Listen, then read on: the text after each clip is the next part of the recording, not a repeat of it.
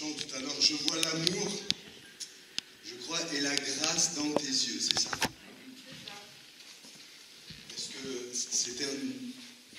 Est-ce que le chant voulait dire je vois l'amour et la grâce dans tes yeux de Jésus, ou c'était ça? Est-ce que c'était ça? Alex, elle est où? C'était, je ne sais pas, mais en tout cas, bon, c'est ça?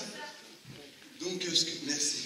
Ce que je voulais dire, c'est que si on voit l'amour et la grâce dans les yeux de Jésus, regardez-vous et vous allez voir l'amour et la grâce dans les yeux de votre frère ou de votre soeur. Vous allez juste vous regarder avec un petit regard d'amour entre disciples du Christ. Je vois l'amour et la grâce dans vos yeux. Amen. Merci pour Jésus qui est en toi. Amen. Aussi là, Cassou. Toi, chacun. Amen. Gloire à toi, Jésus. Je voudrais, sans tarder, que vous puissiez... on va lire ensemble quelques versets, s'il vous plaît. Dans Matthieu chapitre 6, juste quelques versets. Voilà, Matthieu 6, verset 12, c'est sur ce texte que je vais baser mon enseignement. Pardonne-nous nos torts envers toi comme nous pardonnons nous-mêmes les torts des autres envers nous. Version Chouraki plus une version littérale. Remets-nous nos dettes puisque nous les remettons à nos débiteurs. Pardonne-nous nos fautes. Pour la version Chouraki, pardonne-nous nos dettes puisque nous les remettons à nos débiteurs. Verset 14, je crois, voilà, verset 14.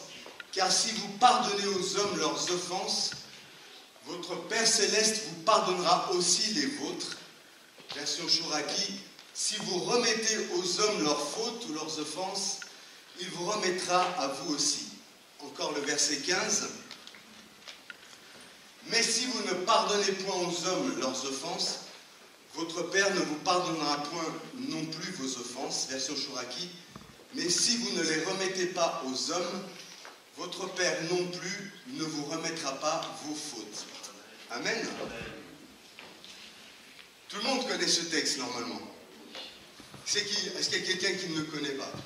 Je crois que tout le monde le connaît. Alors aujourd'hui, je pense que vous l'avez peut-être déjà, je ne sais pas, trouvé de quoi j'allais parler. Je vais parler du pardon. Il me semble important que régulièrement, au moins une fois par an, on parle du pardon. N'est-ce pas? C'est quelque chose qui fait partie de notre vie chrétienne. Mais ce qu'il y a d'intéressant dans ce texte que nous venons de lire dans différentes versions, c'est que dans une première lecture, ce texte semble nous dire que le pardon de Dieu, en tout cas je ne sais pas si vous comprenez comme ça, mais il semble dire que le pardon de Dieu est un petit peu lié à notre pardon. Le problème, si on pense cela, c'est que ça vient contredire l'évangile de la grâce. Parce que dans l'évangile de la grâce, il n'y a pas de donnant-donnant. C'est Dieu qui fait toutes choses belles en son temps, mais c'est lui qui nous sauve. Et c'est lui qui, alors que j'étais au fond du gouffre, au fond de ma fosse, c'est lui que j'étais dans mon pétrin, dans le plus bas des plus bas, est venu me chercher. Ce n'est pas moi qui l'ai aimé, c'est lui qui m'a aimé en premier. C'est son amour qui m'a d'abord, c'est lui qui a fait quelque chose pour moi, et non pas moi qui ai fait quelque chose pour lui. Amen. D'ailleurs, il nous dit, ce verset un petit peu étrange, à ses disciples, soyez parfaits comme moi-même je suis parfait. Je ne sais pas si vous pouvez être parfait comme Dieu, mais cette perfection, si vous retenez le texte, cette perfection dont parle Dieu, c'est la perfection de l'amour et la perfection de sa miséricorde. Donc il nous dit, soyez parfaits en miséricorde, soyez parfaits en amour, c'est-à-dire imitez votre Père. Tel Père, tel Fils, imitez Dieu.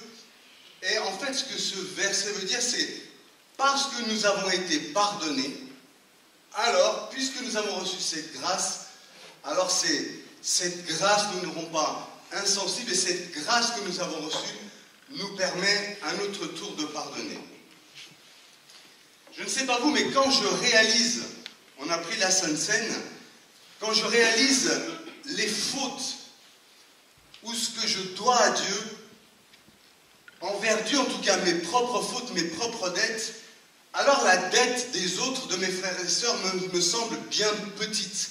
En tout cas, moi, chaque fois que je réalise ma dette envers Dieu, les dettes des autres me paraissent bien petites.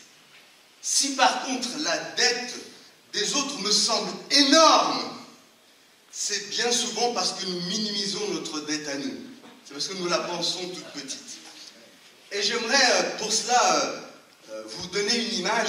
Est-ce qu'on peut passer la photo du chèque? Voilà. Je crois que c'est 1 million d'euros, hein, c'est ça? Bon, on n'a pas mis les petits points, pardonnez-nous, mais en tout cas, voilà. Nous tous, on devait à Dieu cette somme-là. Imaginez même plus, hein, mais on a mis une somme, il fallait mettre quelque chose. Il n'y avait plus trop de place après pour mettre les zéros. Et en fait, c'est Jésus qui a payé la dette. Vous comprenez? Qui c'est qui a payé la dette à la croix? C'est Jésus. C'est lui qui a pardonné nos fautes, payé pour nos fautes. Il a payé la dette. Et en fait, moi, je ne sais pas vous, si vous avez 1 million d'euros, si quelqu'un a 1 million d'euros là en caisse, en tout cas, la dette, elle était énorme. Et je vais vous dire, on ne pouvait pas la payer. Mais Jésus, lui, il a un chéquier, vous allez voir, c'est génial. Lui, à la croix, par sa vie, il a payé. Il a dit, ça, c'est pour mes enfants. C'est génial, non? Il a payé cette dette. Ça vous enthousiasme pas plus? Alors, voilà, la deuxième partie, il est écrit dans Colossiens 2, 14, oui, c'est ça. Il a effacé le document de nos dettes qui nous accusait. Il a effacé le document de nos dettes qui nous accusait. Alors, est-ce que des frères peuvent se lever parce j'ai fait faire quelque chose? Symboliquement, ils vont prendre des chèques d'1 million d'euros. Vous êtes contents, hein? Vous pensez qu'on va vous distribuer des chèques? Qu'est-ce que l'Église a fait? Est-ce que le pasteur il a trompé dans des affaires louches? Non, mais c'est symbolique. C'est symbolique, voilà. Simplement, vous voyez, on a tous une dette. On avait une dette, en tout cas pour la plupart. Elle était énorme, elle était peut-être plus que 1 million d'euros. Mais vous voyez, cette dette-là, voilà, alors que vous voyez cette dette, on va vous dire quelque chose. Symboliquement, cette dette-là, écoutez bien les frères qui sont en train de... Est-ce que vous pouvez vous retourner, vous arrêter, Jacques? Voilà, vous tournez, et cette dette-là, Jésus a déchiré l'acte qu'il nous donnait. Il a rendu inopérant. Il a payé le prix. Vous voyez, là, il y a tout un tas de péchés. Ça, c'était mon casier judiciaire. Voilà, vous pourrez lire tous mes péchés, peut-être les vôtres. Et vous savez ce qu'il a fait? Hop! Amen. Votre casier judiciaire est vierge.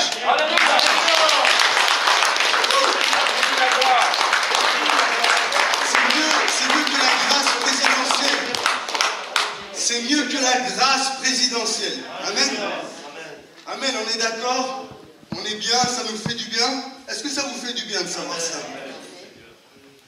Mais peut-être que ce qui va arriver par la suite va vous faire peut-être plus, moins de bien, je ne sais pas. J'espère que vous ne lancerez pas des tomates ou des pierres.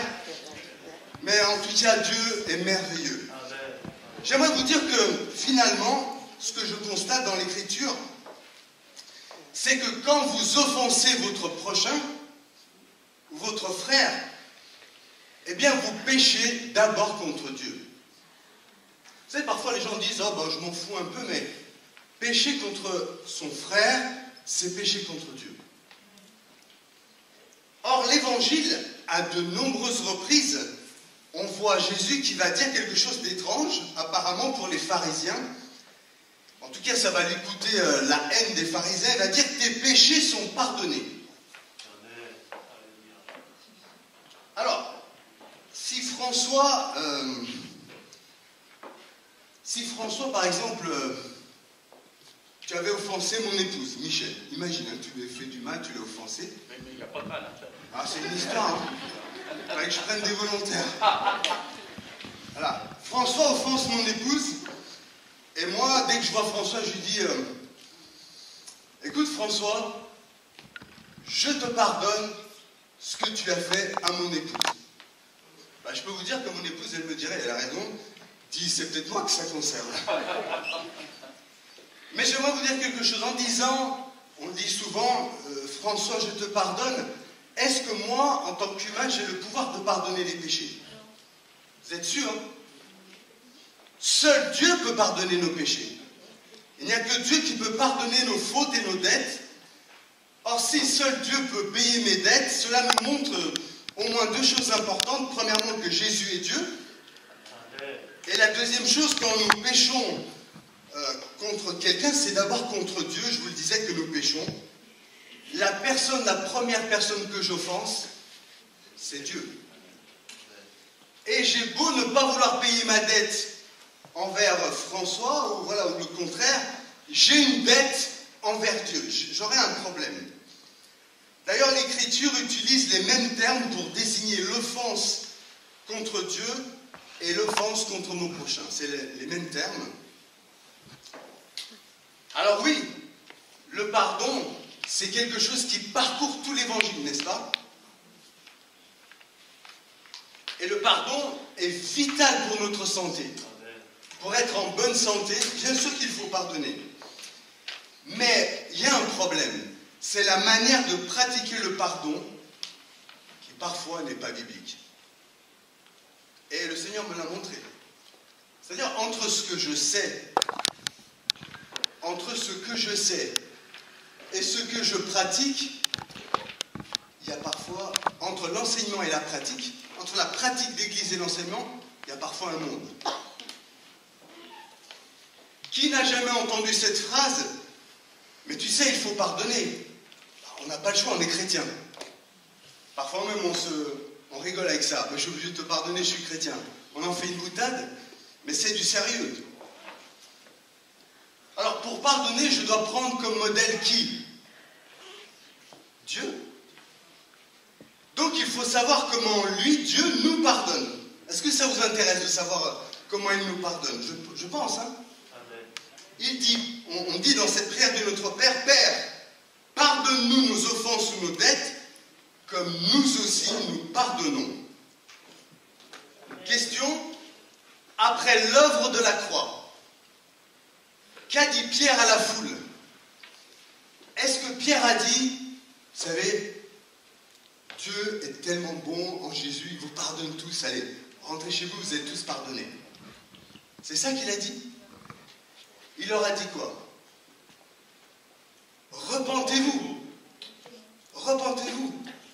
Il y a une notion de repentance, il me semble, non? Jésus a-t-il pardonné tous les hommes de manière automatique? Il, sans que vous sachiez, il est allé sur votre compte, il dit effacez, effacez, effacez. Non. On aime bien la chanson « On ira tous ». Mais ça, c'est faux. Tous? Non, je ne crois pas. Alors que doit faire l'homme pour être pardonné? Il doit reconnaître ses fautes. Si nous prétendons ne pas être pécheurs, nous faisons notre Seigneur menteur et la vérité de sa parole n'est pas en nous. Mais si je reconnais ma faute, si je reconnais avoir des dettes, même parce qu'il y a 2000 ans, eh bien par anticipation à la croix, ma dette a été payée. Par anticipation, elle a été payée. Mais pour qu'elle soit appliquée envers nous, qu'il y ait application du Saint-Esprit, pour que mon compte soit non plus débiteur, c'est comme ça qu'on dit, mais créditeur, je dois me repentir. Il faut la repentance. Par contre, Dieu reste toujours disponible pour me pardonner. C'est ce que dit le célèbre enseignant Paul Wells. Il dit, Dieu reste toujours dispo pour me pardonner. Il est toujours prêt. Parce que son œuvre à la croix est toujours dans cette disponibilité de pardonner. Comment Dieu me pardonne-t-il quand j'entends l'évangile qui me fait savoir que le pardon peut être possible, que je dois me repentir? Je dois reconnaître et confesser mes fautes et je peux être pardonné. Alors, le problème, c'est que je suis tantôt l'offensé, tantôt l'offenseur. Parfois, je peux être l'offenseur, n'est-ce pas? Vous êtes sérieux ce matin? Ça va? Mais c'est vrai, c'est un terme, c'est vraiment quelque chose de sérieux, pardon. Tantôt, je peux être l'offensé, tantôt, je peux être l'offenseur. Alors, qu'est-ce que ça veut dire? Est-ce qu'il faut repentance? Oui, mais cependant, même s'il n'y a pas eu de repentance, retenez ça, Jésus reste toujours dans la disponibilité du pardon. En attendant ma repentance, que fait Jésus? Que fait notre Dieu? Est-ce qu'il se venge? Non. Est-ce qu'il retire ses biens matériels ou sa bénédiction? Non. Son soleil et sa pluie tombent sur les justes et sur les injustes. Oui, merci Seigneur. Hein. Son soleil continue à se lever même pour ceux qui ne croient pas. Dieu va-t-il médire sur ses ennemis? Non. Il retarde son jugement. Il est toujours disposé à pardonner. L'image du Père qui attend le Fils prodigue. Oui, cette image, il attend le retour. Le Père attend patiemment. Il espère le retour de son Fils avec de la compassion. Vous vous rendez compte? Quelle belle image de notre Père. Mais Dieu ne me demande pas de pardonner ou d'avoir une relation avec l'offenseur si la faute n'a pas été reconnue, frères et sœurs. Tout comme Dieu, nous gardons un esprit prêt au pardon. Comprenez bien, comme Dieu, nous sommes disposés à pardonner. Notre cœur a de la compassion.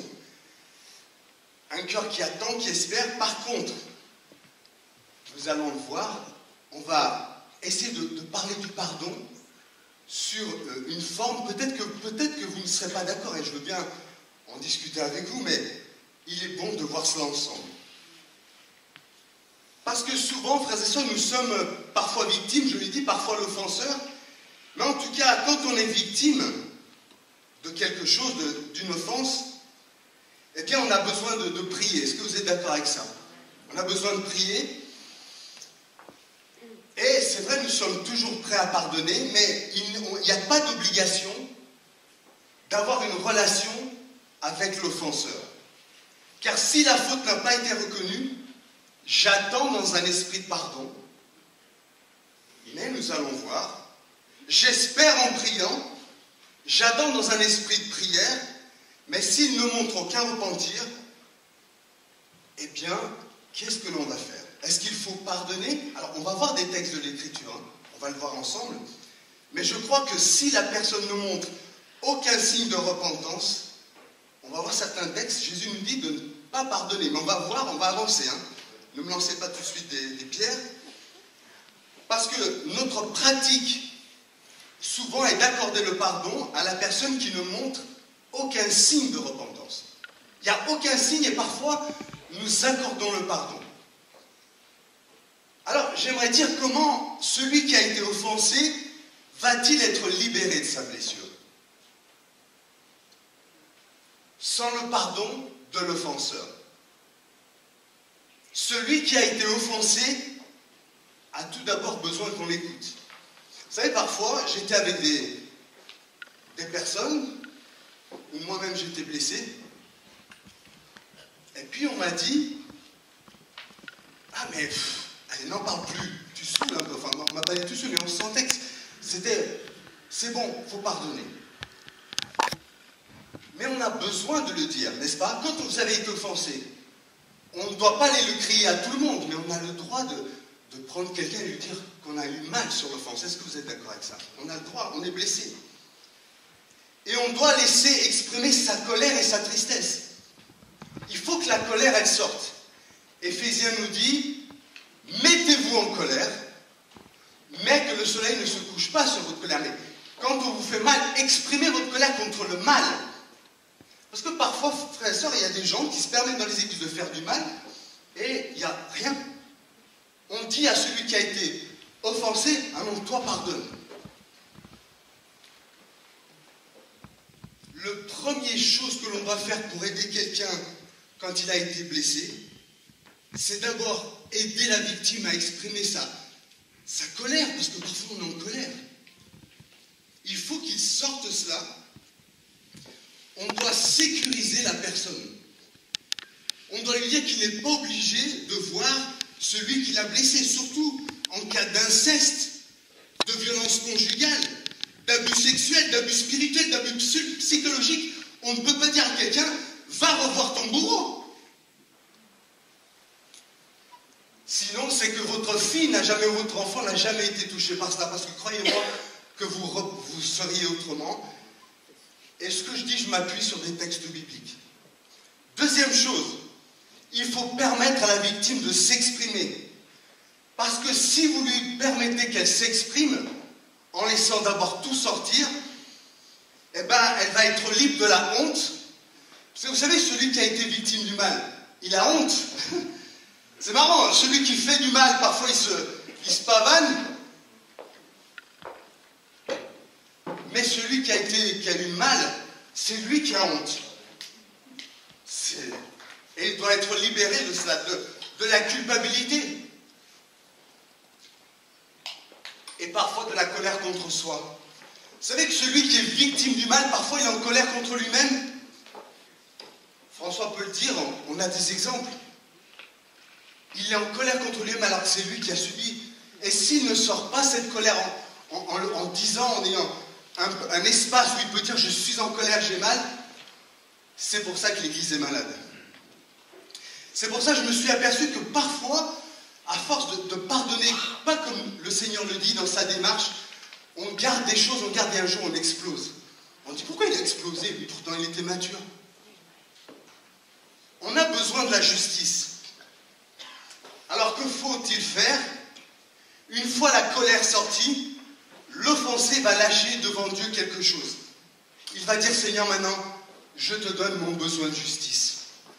Seigneur, voilà, maintenant, oui, après avoir dit que quelqu'un aimait écouter, que je t'ai dit, je te donne maintenant, c'est toi ma justice. À toi la vengeance, à toi la rétribution. Mais après, en remettant sa souffrance entre les mains de Dieu, qui est le juste juge, et qui ne tient pas le coupable, frères et sœurs, pour innocent. L'offensé, après cette première étape, va vivre une deuxième étape, celle d'un lâcher-prise. Il lâche entre les mains de Dieu quelque chose. Il dit, Seigneur, c'est toi qui t'en occupes maintenant. Mais ce n'est pas le pardon. Cela a pour but de libérer l'offensé, mais pas l'offenseur. L'offensé, à ce moment-là, quand il dit à Dieu, Seigneur, je te laisse faire justice, il se dit, même si humainement il n'y a pas justice, mon Dieu est le Dieu de toute justice. C'est à lui la vengeance, à lui la rétribution. Mais j'aimerais vous dire que celui-là qui a offensé doit maintenant rendre des comptes à qui? À Dieu. La victime, elle a tout remis entre les mains de Dieu. D'ailleurs, Saul de Tarse, quand Dieu le rencontre, il lui dit, pourquoi me persécutes-tu? Mais en fait, il persécutait les chrétiens. Et Dieu est en train de dire, si tu fais mal à mon peuple, tu as des problèmes avec moi. Tu as une dette envers moi. Il faut la repentance du coupable pour que l'offensé puisse accorder le pardon. Luc 17, 3, je ne l'avais pas prévu, si on a le temps de le mettre, on le mettra. Luc 17, 3, il dit, si ton frère s'est rendu coupable d'une faute, reprends-le. Et s'il la reconnaît, pardonne-lui. Ou s'il se repent, pardonne-lui.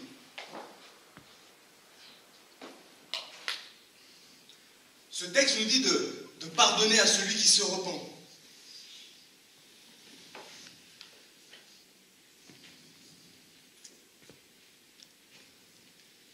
Dans l'Écriture, frères et sœurs, la notion de pardon est une notion juridique. Les termes employés dans la Bible pour décrire le pardon sont ôter l'offense, remettre une dette, faire grâce, renvoyer libre. Mais avant de pardonner, il y a la reconnaissance de dette. D'ailleurs, on dit une reconnaissance de dette, n'est-ce pas? Au tribunal, on avoue sa faute et on dit payer une dette contre la société, c'est ça qu'on dit? On le dit ou pas? Oui. John Stott, qui n'est pas le dernier des enseignants, dit « appelle à pardonner de la même façon que Dieu nous a pardonné ». Il va dire « c'est seulement quand nous nous repentons que Dieu nous pardonne ». Bonhoeffer nous avertit contre la grâce à bon marché. Et j'aimais beaucoup ce qu'il dit, Bonhoeffer, il dénonce la paix à bon marché. Il dit ceci, rétablir la paix. Lorsque ce n'est pas le cas, c'est faire l'œuvre d'un faux prophète. La vraie paix et le vrai pardon sont des trésors qui coûtent. Si ton frère vient à t'offenser, reprends-le. S'il se repent, pardonne-lui. Alors comment faire contre quelqu'un qui ne reconnaît pas son offense pour recevoir le pardon?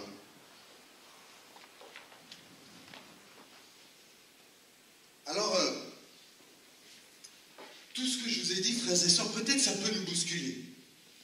Mais je pense que c'est juste de réétudier ces textes, de prendre du temps pour voir ensemble ces textes. Et au sujet de ceux qui voudraient accorder le pardon sans repentance, Paul Wells, un enseignant, nous dit « Sommes-nous plus saints que Dieu? Si notre repentance est nécessaire à son pardon, celle de notre offenseur ne l'est pas moins pour le nôtre. » Alors, quelques textes bibliques qu'on peut citer comme argument pour que l'offensé accorde son pardon. Alors, je vais vous en lire quelques-uns. « Aimez vos ennemis et priez pour ceux qui vous persécutent, bien sûr. » Mais ce passage ne dit pas de pardonner sans repentance. Je crois que pardonner, s'il n'y a pas de repentance, est un manque d'amour pour le pécheur. C'est un manque d'amour pour le pécheur. Ésaïe dit, si on fait grâce aux méchants, il n'apprendra jamais à être juste sur la terre du bien. Il commettra le mal et il ne verra pas la majesté de l'Éternel.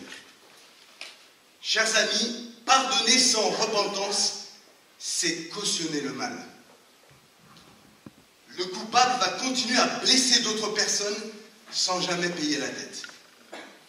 Et il y a tellement d'exemples. Je suis sûr que si on prendrait 2-3 minutes pour, peut-être qu'on le fera après, pour prier, il y a des exemples qui vous disent, jamais des gens ne se repente et marche fièrement, je pense avec quelque chose qui n'est pas bon. Alors bien sûr, il y a Luc 23, 34 où Jésus dit « Père, pardonne-leur, car ils ne savent pas ce qu'ils font. » Mais dans ce texte, alors je ne vais pas rentrer dans les détails, mais le temps du verbe est ce qu'on appelle un aoriste impératif qui décrit dans la langue une action ponctuelle, un ordre particulier qui ne doit pas être un ordre pour toute la communauté. C'est quelque chose que fait un ordre ponctuel pour Jésus qu'il fait. C'est une demande unique où Jésus fait cette prière à son Père.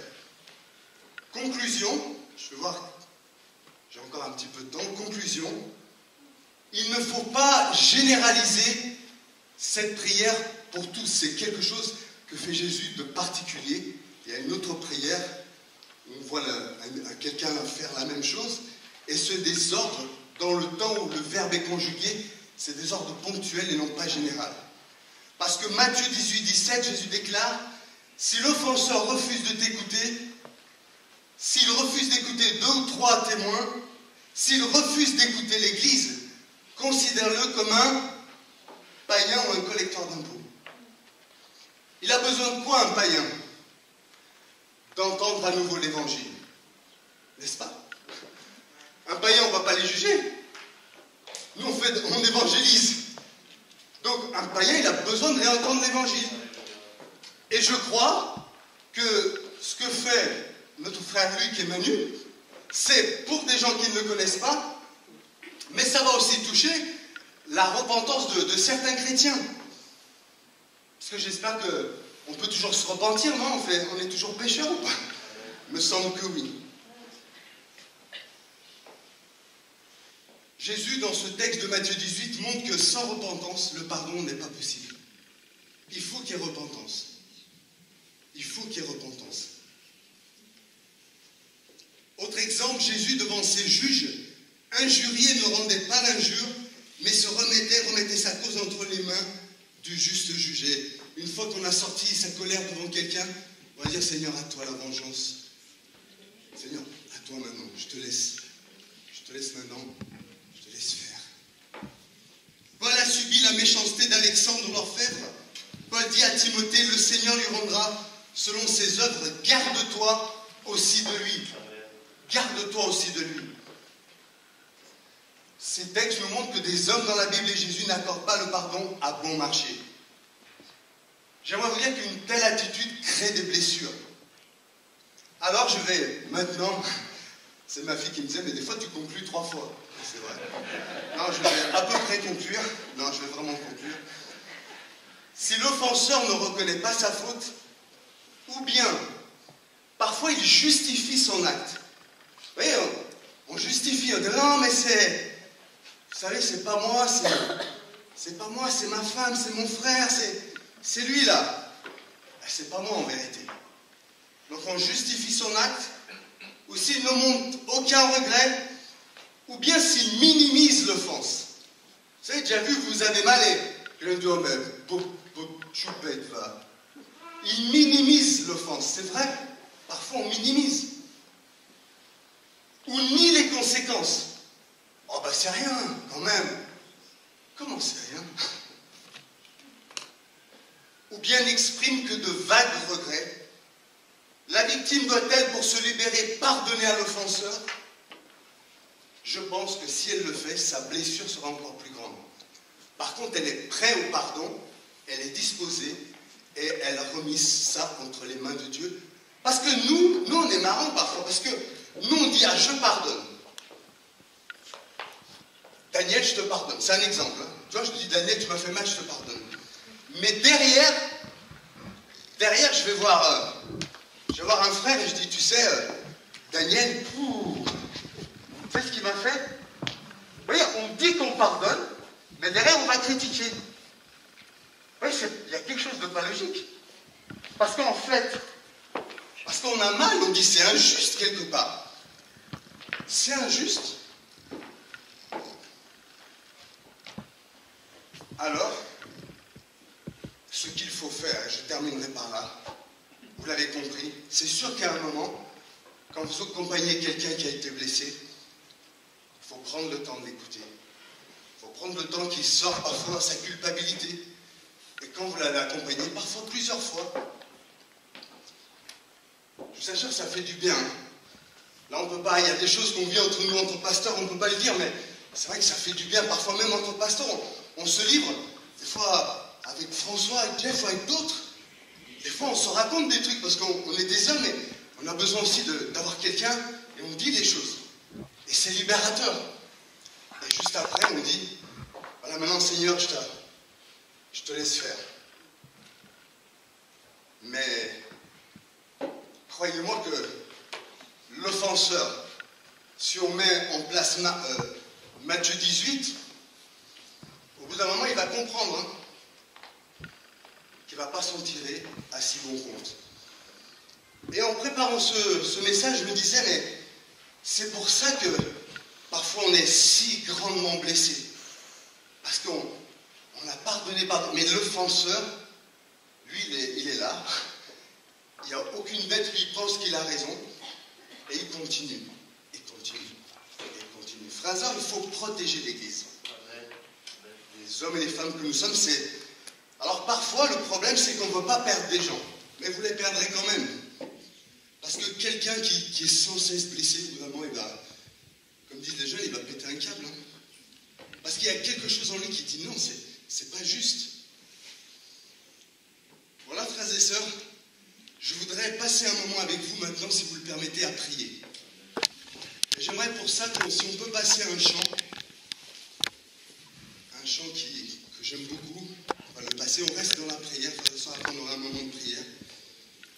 Béni sois-tu, Seigneur, Jésus. Alléluia. Ce matin, il y a peut-être des dettes qui pèsent sur toi.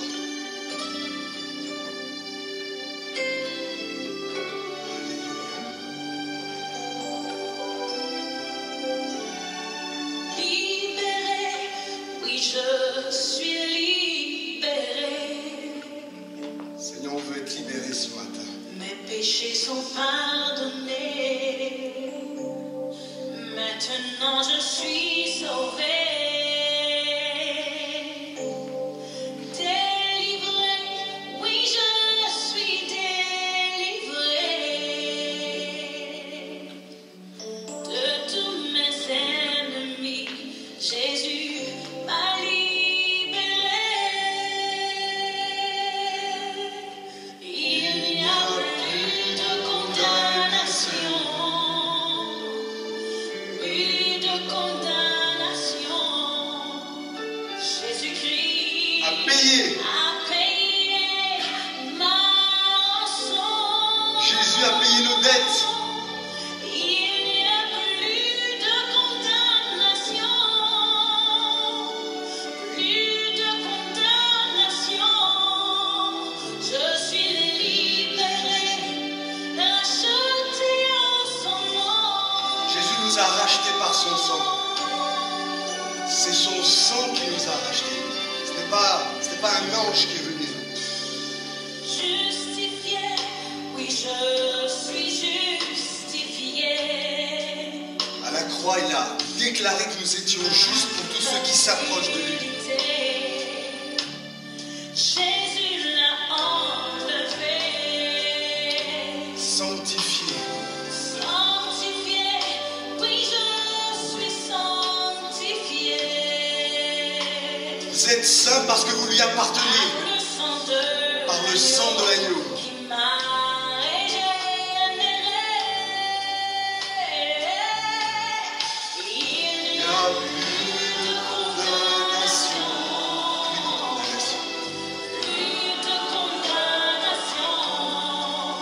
Jésus-Christ a payé ma rançon.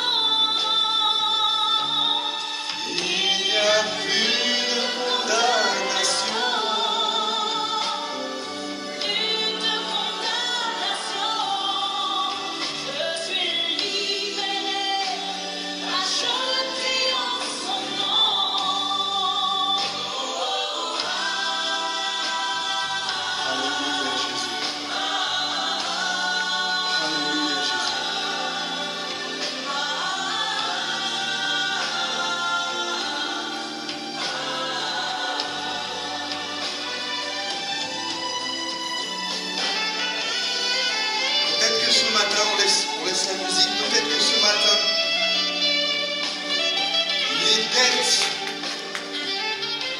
les dettes que tu as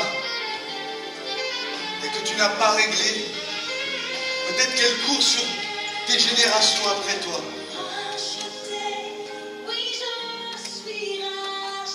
Et ce matin, Jésus nous dit, tu as été racheté. L'esclavage terminé. Si vous voulez être libre,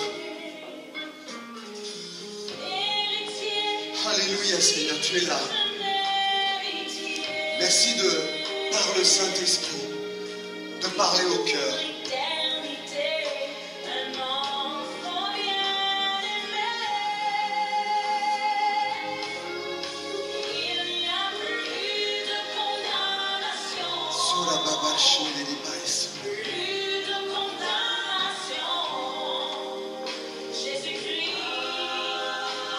Merci Jésus. Alléluia. Il n'y a plus de condamnation.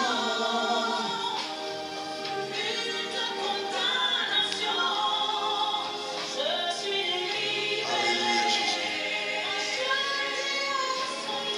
Si ce matin, frères et sœurs, au milieu de nous, alors qu'on garde nos yeux fermés, s'il y a des gens qui ont été interpellés, c'est devant Dieu, on a tous les têtes baissées. Est-ce qu'il y a quelqu'un, s'il vous plaît, à qui Dieu a parlé? Peut-être que quelqu'un, ne serait-ce que peut-être une personne à qui Dieu a parlé, est-ce que vous pouvez lever la main, alors que c'est entre vous et Dieu et moi? Est-ce que simplement vous pouvez lever la main? Oui, merci Seigneur, oui. Franchement, je vous remercie pour votre honnêteté, ceux qui ont levé la main. C'est pas facile, mais en tout cas, ce qui est sûr, c'est que vous avez bien fait. Et peut-être ceux qui ont levé la main à l'intérieur, Jésus l'a vu aussi. Si tu as levé la main à l'intérieur, Jésus l'a vu. Et je voudrais juste prier. Je sais que plusieurs sont comme bouleversés, je le sais dans mon cœur. Il y a des gens qui sont comme bouleversés dans leur cœur, mais j'aimerais simplement faire cette prière très courte. Seigneur, pour ceux qui sont bouleversés dans leur cœur, Seigneur, ce que je sais qu'aujourd'hui, je me semble que tu as parlé au cœur de tes enfants, mais Seigneur, comme on l'a entendu dans ce chant, tu n'es pas venu pour condamner, mais tu es venu pour sauver ce matin. Seigneur, ta mission n'est pas de condamner, c'est de sauver.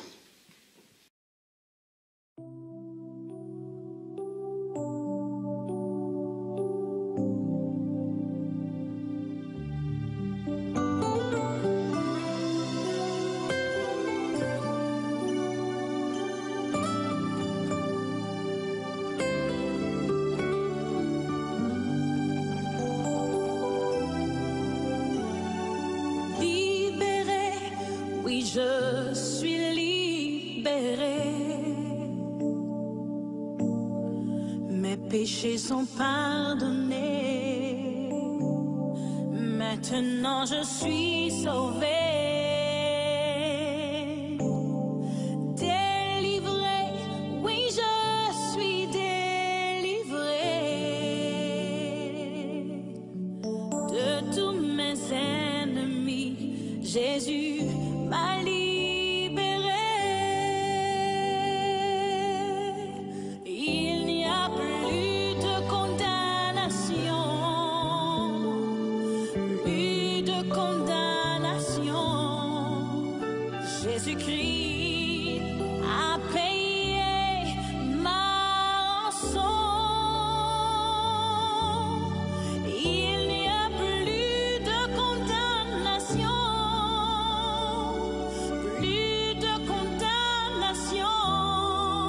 Je suis libérée, rachetée en son nom.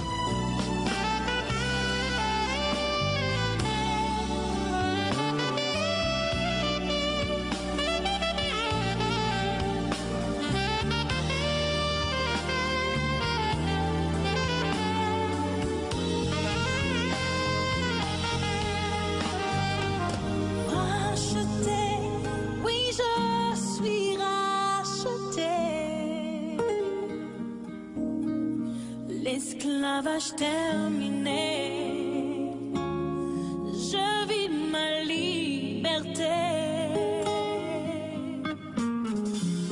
Héritier, je suis un héritier. Oui, pour l'éternité, un enfant bien-aimé. Il n'y a plus de condamnation, plus de condamnation. Jésus-Christ